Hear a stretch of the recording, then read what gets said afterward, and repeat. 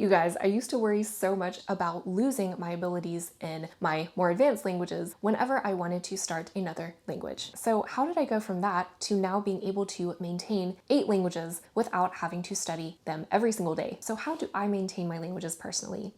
One reason is because they are at different levels, I know that I can engage with them at different points and in different ways in order to adhere to my own energy and my own time. So it's easy for me to be more adaptable with how I engage with my languages on different levels. So I group languages together usually in 4 categories. Category 1 are my most advanced languages. So I have a long history with them, and refreshing these languages does not take a whole lot of effort on my part because I can more easily actively retrieve them thanks to, in the past, laying a really good solid foundation of these languages before. These are languages that I also teach others, which teaching is in itself a solid review of the language for me too. Under this category is German, Spanish, and Italian. I can go without speaking to another person for months on end. So that takes the pressure off of me thinking that I have to engage with them actively all the time, every single week. My category 2 languages are intermediate languages, which I have a more or less intense focus on. For category 2 languages, this is where I will include weekly contact with them. Sometimes I will think about doing passive input for about 3 times per week, 1 speaking lesson for them per week, which helps me maintain my active recall for those languages since they won't be as strong as for my advanced languages. Languages under this category would be French and Turkish. My category 3 languages are beginner languages that I ideally want to be either advanced or intermediate at in the future. And these category languages usually have a more intense focus on them, just depending on what my current goals are as well. For learning these languages, I like to keep it simple, and I don't have too many resources for any one language in this category, especially. Maybe max 1 to 2 resources, and I follow those 1 to 2 resources exactly for about a month or 2, and then I reevaluate I need to change it. I usually try to think about doing 15 to 30-ish minutes per day for beginner languages that I want to raise my level to. So there is a less intense focus, but I still maintain some contact with the language pretty consistently. If I do have more energy and or more time on a certain day, with these languages, I will usually up that time 15 to 30 minutes to 1 to 2 hours, usually spent with the same resource. And I may add in an additional resource for input depending on goals. So if I'm using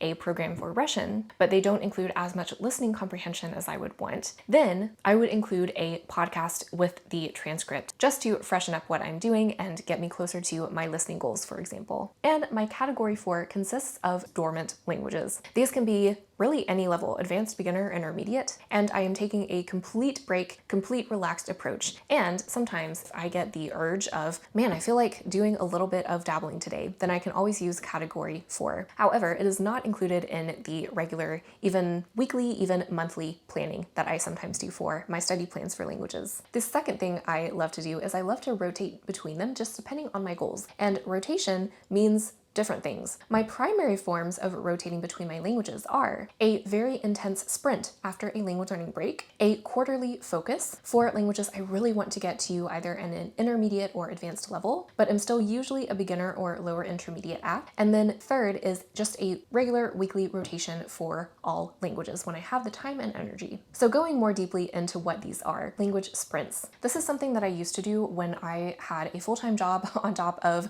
building a business. So I had almost no time for actual language study, ironically. At that point in my life, had no time for consistent, aka week to week, even day to day language study. What I would do instead, if I had a very long break from not really learning any languages for about 3 months, then I would make sure to batch a little bit more of my work in advance before entering a month where I would just focus on language study, aka a sprint. And actually, in the past, I did use the Lingota French language sprint, which I successfully passed in order to be able to speak French every day. Now, I wasn't doing anything else outside of taking these lessons. However, what I did inside the class was enough to help me reach a pretty solid B2 in French by the end. Now, I did let the language go dormant again after those 60 days. However, I built a really strong foundation in order to, whenever I need to refresh French again, I can do exactly that. My second strategy for dividing languages into quarterly focuses. So how do I do this exactly? Well, you can see exactly what I am doing this year. For the first quarter, from I think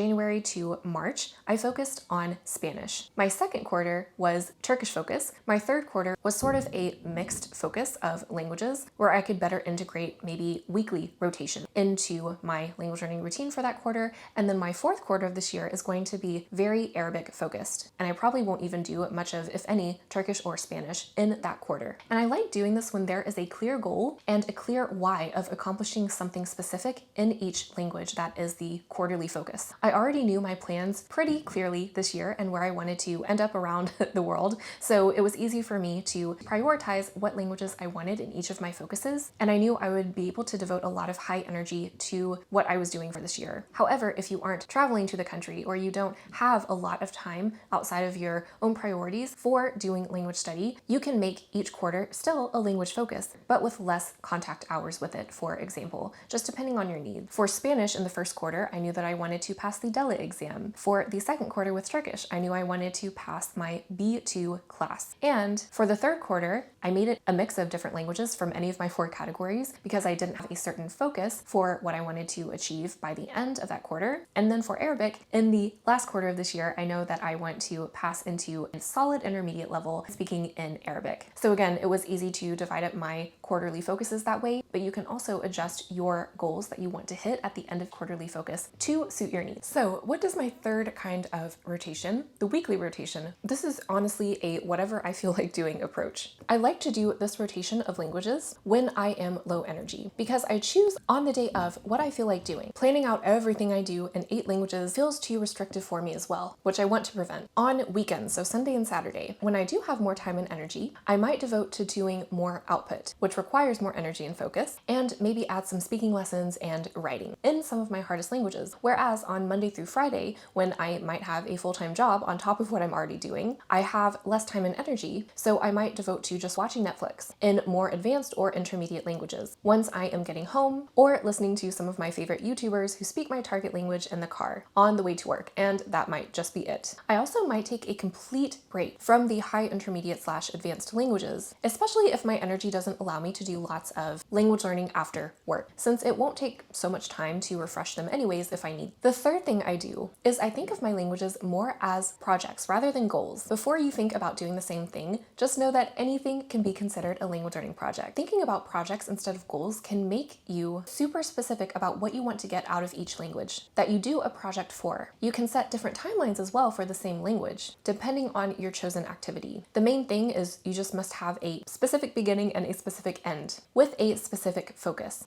so that you will have definitely achieved what you set out to do in your language learning. So instead of saying I want a B2 in French, even when I'm not even thinking about taking an exam, instead I would readjust this project to, at the end of my project, I will watch a French film without any subtitles and understand the main ideas of plot. And from having this specific endpoint focus, you can essentially reverse engineer, work your way backwards to determine specific activities and a timeline that you want to end this project by. Again, these are great for knowing that you have made progress once you get to the end of the project, so you can actually own your success at the end instead of discounting progress or feeling like you haven't made any progress at all. The fourth thing I do is keeping in mind that for any of my languages, whatever rotation I may be doing with them, I do whatever strategies work for me without worrying if it's the least effective or more slow method of learning. And this is clearly seen when I choose passive review days over active recall days, depending on energy. And both strategies are really helpful, right? And even though there is more concrete cognitive research that does prove that passive review is less effective than active recall, if I am still low energy and I can't bring myself to do anything else with the language, at least there are strategies that are more gentler on my energy that allow me to at least have contact with the language. Whatever others might say, I don't fear learning less effectively, quote unquote, if that means taking care of my energy and my well-being as a language learner. And if you are interested in how to make more of a sustainable, more